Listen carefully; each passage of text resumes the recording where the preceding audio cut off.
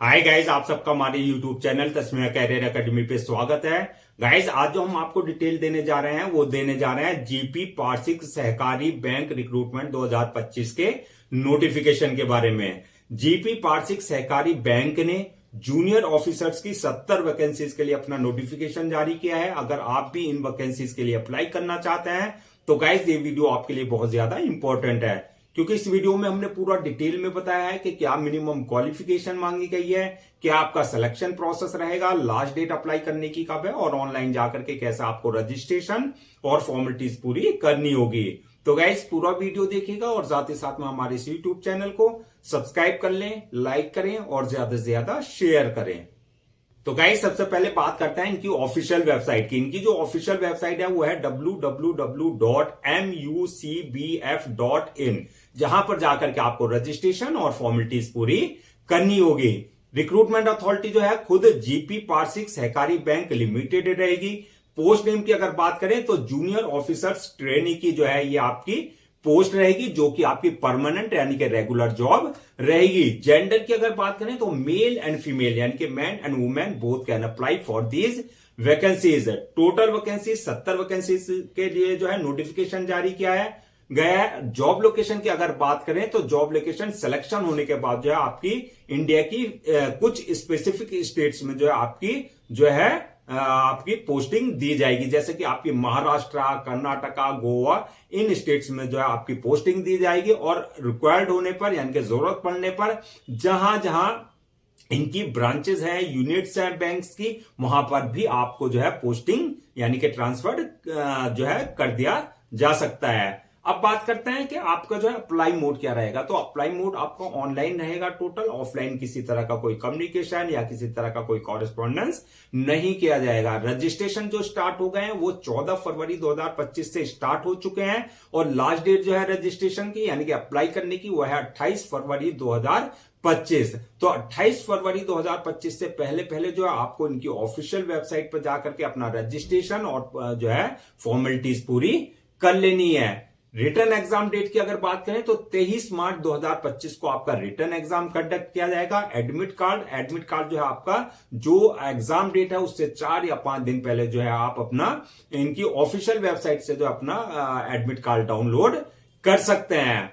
अब बात करते हैं एप्लीकेशन फीस की। तो एप्लीकेशन फीस की अगर हम बात करें तो आप चाहे किसी भी कैटेगरी में आए, चाहे आप जनरल में आते हैं, चाहे आप OBC, SC, ST, EWS, male, female, किसी भी कैटेगरी में आप फॉल करते हैं तो सबके लिए जो एप्लीकेशन फीस रखी गई है वो रखी गई है 1121 रुपए प्लस जीएसटी, यानी कि इसमें आपका जीएसटी के साथ जो है आपको 1121 रुपए जो है एप्लीकेशन फीस रखी गई है। पेमेंट मोड की अगर बात करें यानी कि जो एप्लीकेशन फीस है तो आपका at the time of registration आपको अपने डेबिट कार्ड, अपने क्रेडिट कार्ड, अपने नेट बैंकिंग, यूपीआई या जो अदर्स मोड वहां पर है उसके थ्रू आप अपनी एप्लीकेशन फीस जो है 1121 रुपए जो है डिपॉजिट कर सकते हैं।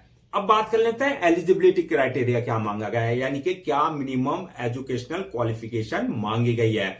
तो एजुकेशनल क्वालिफिकेशन की अगर बात करें तो इसमें बैचलर डिग्री मांगी गई है, यानी कि आप ग्रेजुएट होने चाहिए, जैसे आपने बीकॉम किया है या बीबीए किया है या बीबीएम किया है या बीएएफ किया है या बीएफएम किया है या बीबीआई क्या है या बीएमएस या इकोनॉमिक्स से रिलेटेड कोई आपके पास डिग्री या बैचलर डिग्री या बीबीएस क्या है, यानी कि आपने फाइनेंस से रिलेटेड, इंश्योरेंस से रिलेटेड, बैंकिंग से रिलेटेड आपने कोई अगर सब्जेक्ट पढ़ रखा है तो आपके लिए जो है आप इन वैकेंसीज के लिए अप्लाई कर सकते हैं। इसके अलावा अगर आपने बीएससी आईटी में किया हुआ है या बी कंप्यूटर में किया हुआ है या बीसीए भी कर रखा है तो तब भी आप अप्लाई कर सकते हैं। और अगर आपने एमकॉम या आईटी डिग्री या एमसीए या एमबीए बैंकिंग और फाइनेंस में किया हुआ है तो आप भी इन वैकेंसीज के लिए अप्लाई कर सकते हैं। अब बात करते हैं एज लिमिट की। तो एज लिमिट की अगर हम बात करें तो मिनिमम 18 साल और मैक्सिमम 30 साल रखी गई है। एज रिलैक्सेशन एज पर गवर्नमेंट रूल्स एंड रेगुलेशन जो रिजर्व कैटेगरीज वालों को यानी कि जैसे कि आपका एससी, एसटी, ओबीसी वगैरह को दिया जाता है वो एज पर government norms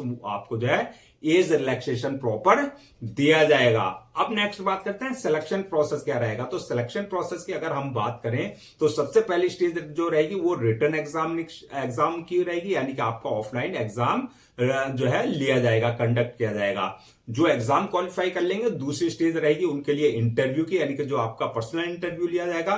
third stage documents verification की, यानी कि at the time of registration जो आपने अपने डॉक्यूमेंट्स जो है अपलोड किए हैं, वो सारे डॉक्यूमेंट्स जो है आपके ओरिजिनल वेरीफाई किए जाएंगे, यानी कि चेक किए जाएंगे। और फोर्थ स्टेज जो होगी मेडिकल एग्जामिनेशन की होगी, यानी कि at the time medical examination में जो आपका जो है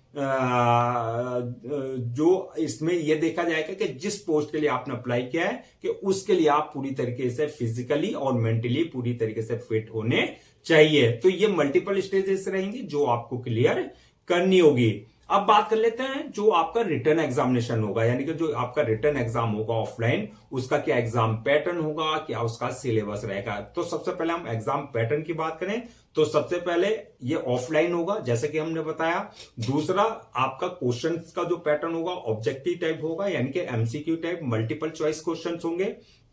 थर्ड टोटल क्वेश्चन जो होंगे आपके 100 क्वेश्चन होंगे जो कि आपके 100 ही मार्क्स के रहेंगे, यानी कि एक क्वेश्चन आपका 1 मार्क्स का रहेगा। मीडियम की अगर बात करें तो आपके जो है पेपर का जो मीडियम रहेगा, मीडियम ऑफ एग्जामिनेशन वो इंग्लिश रहेगा, यानी कि हिंदी में आपका पेपर नहीं रहेगा, टोटली आपका पेपर जो है इंग्लिश लैंग्वेज में रहेगा। और सिलेबस की अगर बात करें यानी कि कहां से आपसे क्वेश्चन पूछे जाएंगे तो आपका general knowledge and current affairs इससे रिलेटेड क्वेश्चन होंगे।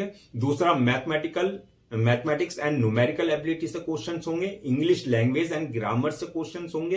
कंप्यूटर अवेयरनेस से रिलेटेड क्वेश्चंस होंगे। लॉजिकल रीजनिंग से क्वेश्चंस होंगे और बैंकिंग अवेयरनेस से रिलेटेड क्वेश्चंस आपके रहेंगे।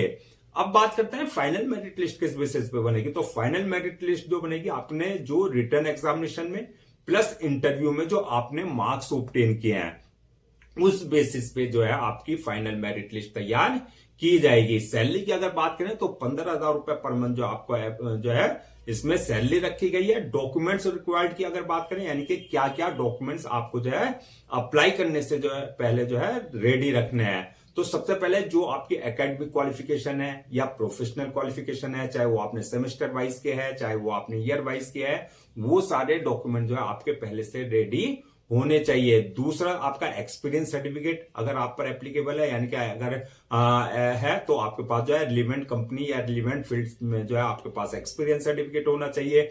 इसके अलावा जो है बर्थ सर्टिफिकेट, यानी कि अगर आपके 10th की मार्कशीट में डेट ऑफ बर्थ मेंशन नहीं है तो बर्थ सर्टिफिकेट आपके पास जो है कंसर्न अथॉरिटी से होना चाहिए। डोमिसाइल सर्टिफिकेट होना चाहिए। इसके अलावा जो आपका डिसेबिलिटी सर्टिफिकेट, यानी कि अगर आप किसी तरह का फिजिकल हैंडीकैप का रिजर्वेशन ले रहे हैं तो डिसेबिलिटी सर्टिफिकेट आपके पास होना चाहिए। इसी तरीके से जो है इनकम सर्टिफिकेट, यानी कि अगर आप ईडब्ल्यूएस यानी कि इकोनॉमिकली वीकर सेक्शन का किसी तरह का कोई रिजर्वेशन ले रहे हैं तो इनकम सर्टिफिकेट आपके पास जो है कंसर्न अथॉरिटी से आपके पास होना चाहिए। इसके अलावा ID proof, address proof, passport size photo, signature, ये सारे डॉक्यूमेंट्स आपको पहले से जो है स्कैन कॉपी करा करके रेडी रखने हैं। अब बात कर लेते हैं कि अप्लाई करने का क्या प्रोसीजर रहेगा, यानी कि क्या प्रोसेस रहेगा। तो जैसे कि हमने बताया था पूरा प्रोसेस जो है आपका ऑनलाइन रहेगा।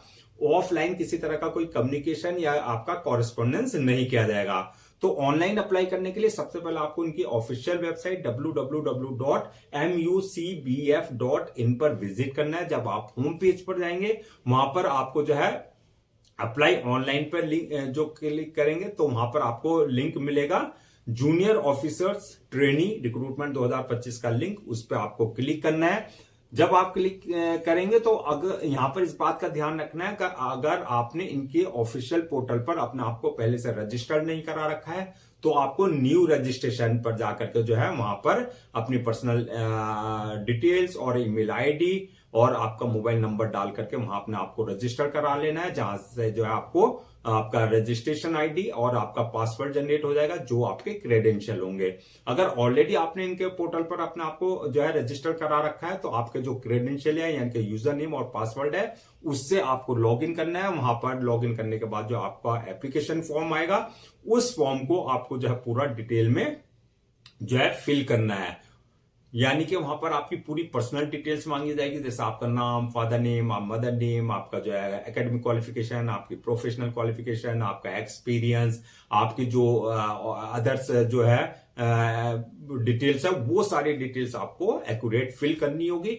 जब आप ये डिटेल्स फिल कर देंगे नेक्स्ट ऑप्शन आएगा आपके पास जो है अपलोड योर डॉक्यूमेंट्स का, यानी कि जो आपके एकेडमिक क्वालिफिकेशन है, जो सर्टिफिकेट्स है या प्रोफेशनल सर्टिफिकेट्स हैं या आपका एक्सपीरियंस है या आपका पासपोर्ट साइज फोटोज हैं, सिग्नेचर है, ये सारे डॉक्यूमेंट जो है आपको उनकी प्रेस्क्राइब फॉर्मेट के हिसाब से, यानी कि जो उनका एक डायमेंशन है, जो उसके साइज के ही हिसाब से आपको सारे डॉक्यूमेंट्स अपने अपलोड करने हैं। जब आप डॉक्यूमेंट्स अपलोड कर देंगे उसके बाद नेक्स्ट ऑप्शन आएगा आपका मेक पेमेंट का, यानी कि जो आपकी एप्लीकेशन फीस है आपको जो है अपने debit card, credit card, net banking, UPI वगैरह के थ्रू जो है आपको अपनी एप्लीकेशन फीस जो है डिपॉजिट कर देनी है। जब आप एप्लीकेशन फीस डिपॉजिट कर देंगे उसके बाद जो है नेक्स्ट ऑप्शन आएगा फॉर्म को सबमिशन का, यानी कि फॉर्म को सबमिट करने से पहले आपको एक बार पूरा अपना फॉर्म जो है रिव्यू कर लेना है, यानी कि चेक कर लेना है कि जो डिटेल्स आपने फिल करी है उसमें किसी तरह की कोई मिस्टेक या एरर तो नहीं किया। अगर कोई मिस्टेक हो गई है तो उसमें जो है आप रिव्यू में उसमें जो है करेक्शन कर सकते हैं। रिव्यू करने के बाद जो है फॉर्म को सबमिट कर दें और सबमिट करने के बाद जो है इस बात का ध्यान रखें एक या दो कॉपी जो है उसकी जो है आप प्रिंट आउट जरूर ले लें for your future reference, so that आपके पास जो है एक हार्ड कॉपी के रूप में जो है एक ऑफिशियल रिकॉर्ड आपके पास हो जाएगा। तो गाइज ये थी आपकी जीपी वार्षिक सहकारी बैंक रिक्रूटमेंट 2025 के नोटिफिकेशन की डिटेल। आई होप आपके सारे डाउट्स क्लियर हो गए होंगे। अगर अब भी आपको किसी तरह का कोई डाउट है या आपकी क्वेरी है या कंफ्यूजन है तो आप हमें कमेंट सेक्शन में पूछ सकते हैं, हम उसका रिप्लाई जरूर देंगे। मैं एक बार फिर से जो है आपको रजिस्ट्रेशन डेट, लास्ट डेट क्या है रजिस्ट्रेशन की और एग्जाम डेट क्या है वो रिमाइंड करा देता हूं, सो दैट आप उसे नोट डाउन कर लें। रजिस्ट्रेशन जो स्टार्ट हो गए हैं वो 14 फरवरी 2025 से स्टार्ट हो चुके हैं। लास्ट डेट जो है रजिस्ट्रेशन की यानी कि अप्लाई करने की 28 फरवरी 2025 है। तो 28 फरवरी 2025 से पहले पहले आपको उनकी ऑफिशियल वेबसाइट पर जाकर के रजिस्ट्रेशन और फॉर्मेलिटीज पूरी कर लेनी है। रिटर्न एग्जाम डेट जो है वो है 23 मार्च 2025। तो 23 मार्च 2025 में आपका जो है रिटर्न एग्जाम कंडक्ट किया जाएगा। गाइस, हम आपके लिए जितने भी गवर्नमेंट जॉब्स हैं या आपके जो है गवर्नमेंट एग्जाम्स हैं उससे रिलेटेड जितने भी अपडेट्स होते हैं उस पे आपके लिए जो है अपडेट्स लेकर के आते हैं। इसके साथ साथ जो है प्रॉपर कैरियर गाइडेंस पे आपके लिए वीडियोस लेकर के आते हैं। अगर आप भी चाहते हैं कि आपको प्रॉपर कैरियर गाइडेंस मिलती रहे, साथ ही साथ में आपको गवर्नमेंट जॉब्स और गवर्नमेंट एग्जाम्स के पूरे अपडेट्स मिलते रहे, तो आप लोगों से मेरी रिक्वेस्ट है आप हमारे इस यूट्यूब चैनल को सब्सक्राइब कर लें, लाइक करें और ज्यादा से ज्यादा शेयर करें।